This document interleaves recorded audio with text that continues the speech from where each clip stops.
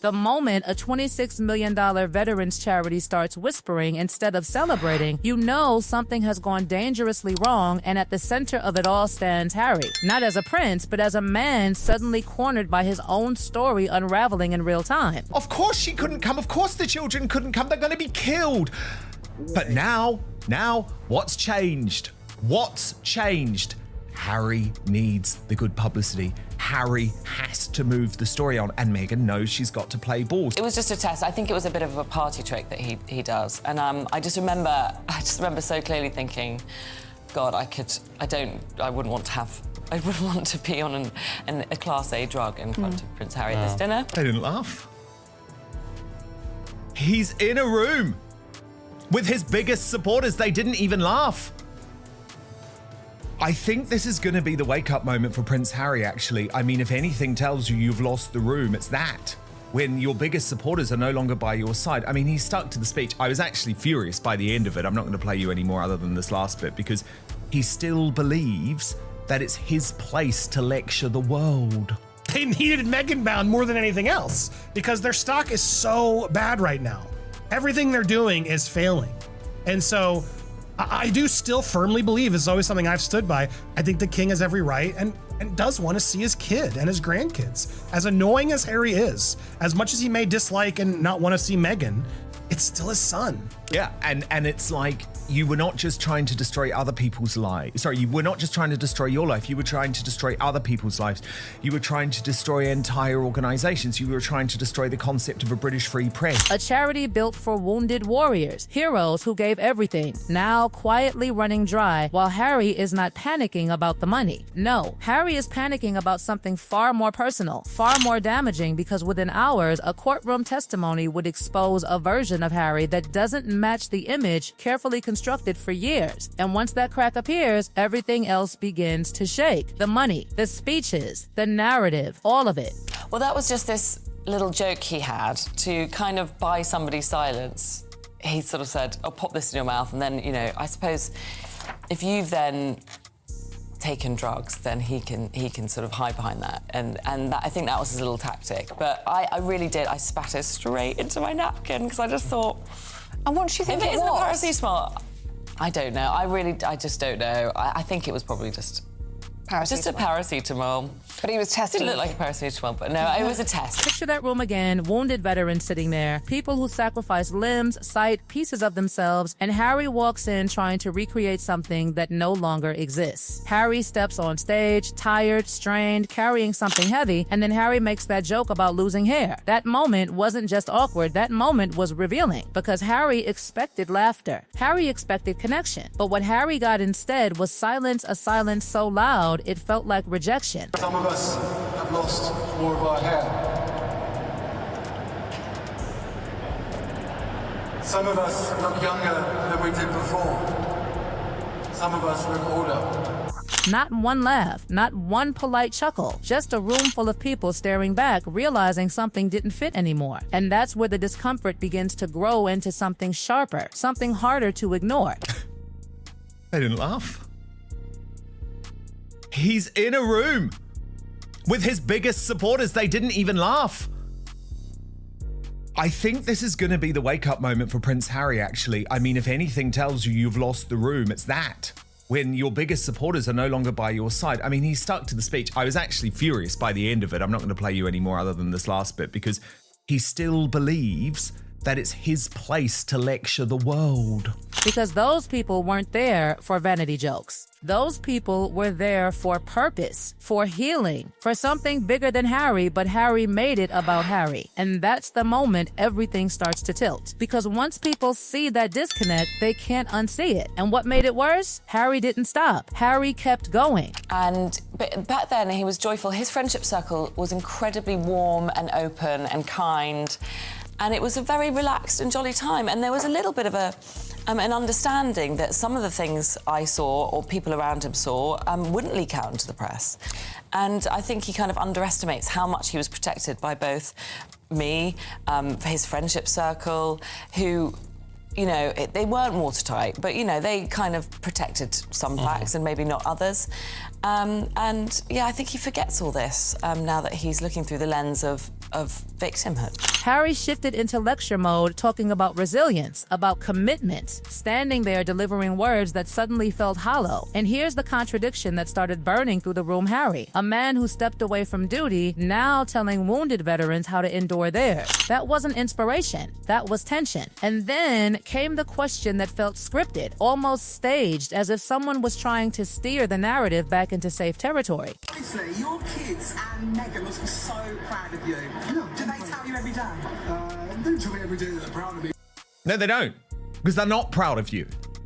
She's not proud of you. She's using you, but she's not proud of you. It's almost so tragic that he can't see it. But then he has obviously made a decision to not acknowledge anything, to not try and apologize, to not try and win back public support. So his speech, his major speech, which didn't even have good audio, and I think he looked a mess. Harry says the kids are proud every day, but the room knew something didn't line up because Meghan was supposed to be there. The kids were supposed to be part of the moment, and suddenly they weren't. Plans vanished. Presents disappeared. And what people didn't realize yet was that within 24 hours, the real story would begin. Charlotte Griffiths walks into court. Not a stranger, not an outsider, someone who knew Harry, someone who was there during those earlier years. And then comes that moment, the white pill. Harry holding it up. Harry offering it. Harry testing something that didn't feel like a joke at all. Charlotte Griffiths says it might have been paracetamol, but that's not what stuck. What stuck was the hesitation, the doubt, the fear behind not knowing, because Charlotte Griffiths didn't trust the moment. And that single detail changes everything, because now the question isn't what the pill was. The question is why Charlotte Griffiths thought that way, why Charlotte Griffiths felt tested, why Charlotte Griffiths described it as a test. That word doesn't come from nowhere. That word comes from experience. And suddenly, Harry's past starts looking less like harmless chaos and more like a pattern people chose to ignore. And then comes the silence. Not from the room this time, from the media. Stories that should explode, stories that should dominate headlines, quietly disappearing. No outrage, no deep dive, just controlled narrative, managed access. And that silence feels deliberate, because this isn't just about one moment. This is about a pattern of behavior meeting a moment of exposure. This is about what happens when someone who was always protected suddenly isn't. Because Harry didn't just lose a case. Harry lost credibility. And when Harry attacked the judge after losing, something shifted even more dramatically. The reaction wasn't shock. The reaction was recognition, because people had started to notice the pattern, the blame shifting, the refusal to accept responsibility, the need to control the story even when the facts didn't cooperate. And that's where the pressure starts building. Legal bills rising, public image cracking, and then the real tension begins to surface. Invictus, the one thing that was supposed to be untouchable, the one thing even critics respected, now surrounded by questions, funding gaps, sponsor uncertainty, rising costs, and a growing feeling that something isn't adding up. Because when a charity tied to wounded veterans starts being overshadowed by controversy, something is deeply wrong. And people are starting to ask questions, not accusations. Questions: where is the money going? Why are grants decreasing while income rises? Why does everything feel heavier, more complicated, more expensive? And just when it feels like the pressure couldn't tighten any further, the story doesn't slow down, it accelerates, because the focus shifts again. And suddenly, Harry is no longer just dealing with court losses or past behavior. Harry is facing something far more dangerous, a collapse of trust happening in real time while the entire world watches. The Invictus Games, the one pillar that was supposed to remain untouched, now starts carrying the weight of everything else surrounding Harry. The conversations are no longer just about inspiration or recovery. They're tangled with questions about funding, about priorities, about whether the mission is still pure or whether it has been quietly overshadowed by the noise surrounding Harry. And the numbers being discussed don't help. Large amounts needed, uncertainty around sponsors, leadership shifts, none of it proves failure, but all of it creates doubt. And doubt is poison for something built on public goodwill.